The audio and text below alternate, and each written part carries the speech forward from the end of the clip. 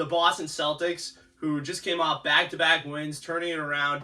I'm glad they're finally feeling the sense of urgency after falling 2 games early on against the Sixers, who played really well, and then the Minnesota Timberwolves, who gave them a good game as well.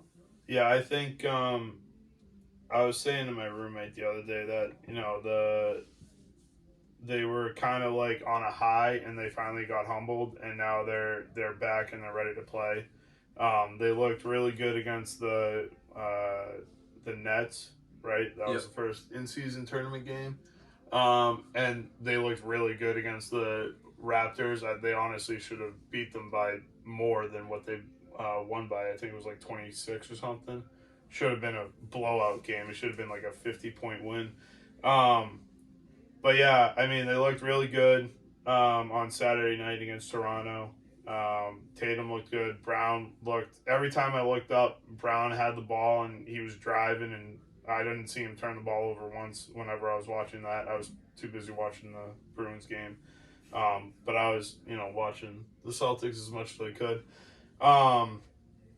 But yeah, I mean, I think they're ready to play. I think they're ready to win now. And like I said, they finally got humbled and they're ready to go. So I'm just looking at the turnovers again. At All right. 12. Continue.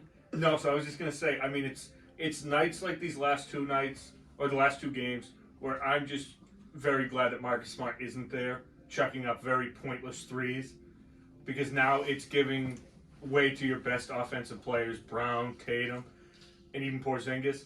Holiday doesn't need to shoot a lot to be effective. I feel like Marcus Smart felt the need to shoot because he thought that he was part of that big three.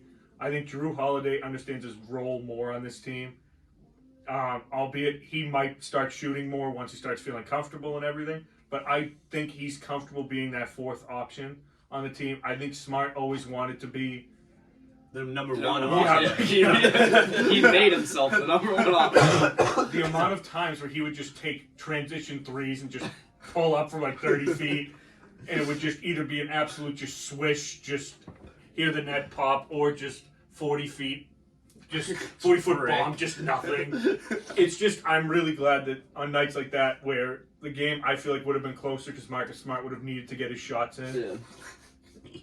I'm just really glad that he's off the team. As funny as it is, that is very true. No, it is. There were so many games that came down to just like watching TV being like, why is the ball in Smart's hand right now, and why is he taking a 3? Like, Drew Holiday's comparable as a defender, but I think in some respects he's a better teammate because he's selfless. Yeah, he's selfless, and he's making sure that the good offensive players are getting their shots before he gets his shots. Wasn't there like one game? I remember there was like one game last season where they were down by 1 and it was like under 15 seconds left, and Smart had the ball and decided to throw up a 3 to try to win. Yeah, that checks out. He does it all the time. That was the playoff game where Derek White saved it after after Smart just hucked up a shot in an elimination game 6 of the Eastern Conference Finals. Marcus Smart's like, I got the shot. He did the same thing against the Philadelphia 76ers in the prior series. But he's elite. He had a lot of heart, though. He had a lot of heart. And you know what? He believed in himself. So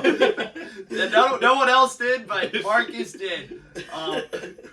But go ahead, Al, on the turnovers, please. No, yeah, I mean, 2 nights ago, who they had? They had the Nets on Friday? Saturday. Nets on, against the Nets. Raptors on Saturday. Yeah. Nets on Friday. Nets Friday. Yeah, Nets Friday, 7 turnovers. I'm happy. Yeah. And then Raptors back to 12. But 7 turnovers, keep it single digits. It proves effective. They only won by a couple points. They had 5 extra turnovers in that game. Would have been a completely different game. I'd take a few more turnovers if the ball movement is good. That's what I would say. I think there's too many careless turnovers. Like, you're going to have turnovers as a team, but if you're trying to pass the rock around, I mean, there are ways that you can have turnovers but also be effective offensively. So that's what I know what you mean, though. Obviously, you want to keep the turnovers down, but if they're moving the ball around, I'd rather them do that than not turn the ball over and be inept on offense. They do take accountability very well too. Mm-hmm. Like the post game press conferences and stuff. Tatum isn't blaming other people. He's not saying like Mac Jones, we all need to be better. We need to do this. He takes accountability. He said he had a bunch of turnovers in a couple games ago. I like that about this team. I'm not against Tatum. I'm just still that person that's like he needs to prove it a little bit more. But He's growing on me a lot for sure. Yeah, I mean, I like that the turnovers we're still under the last average you were talking about. Like the last time we talked about the per game turnovers was 12.9. So I mean 7 and 12 you can't really complain. Yeah. But obviously you want to see it under 10 because you know that's 2-3 points, 2-3 extra points that you could have gotten. Yeah, I think the big thing with the turnovers, I mean, it all comes down to the point guards that you run, right? The Celtics love to run these defensive guards lately it was Smart for a long time as the number 1 point guard, and then Drew Holiday now. Holiday, very good in the post. Very underrated game of his is bully ball on the block. Whereas you have Porzingis as that catch and shoot 3-point shooter at the top, which is really a neat dynamic that a lot of teams don't run. But if you had like a Rajon Rondo type or Chris Paul type quarterbacking point guard, I think it eliminates, it helps his team so much more, eliminates so many turnovers. For the longest time, I've been asking for it because they would run these shoot first scoring guards between Kemba Walker, Kyrie Irving, Isaiah Thomas. So long ago, that's crazy. Those guys were big scoring guards, and Jaylen Brown is a big scoring guard as well. Malcolm Brogdon, another one. But if you had like Chris Paul assist machine, that would solve all the turnover issues. But they're rolling with Holiday because they want to improve that defense, which I understand.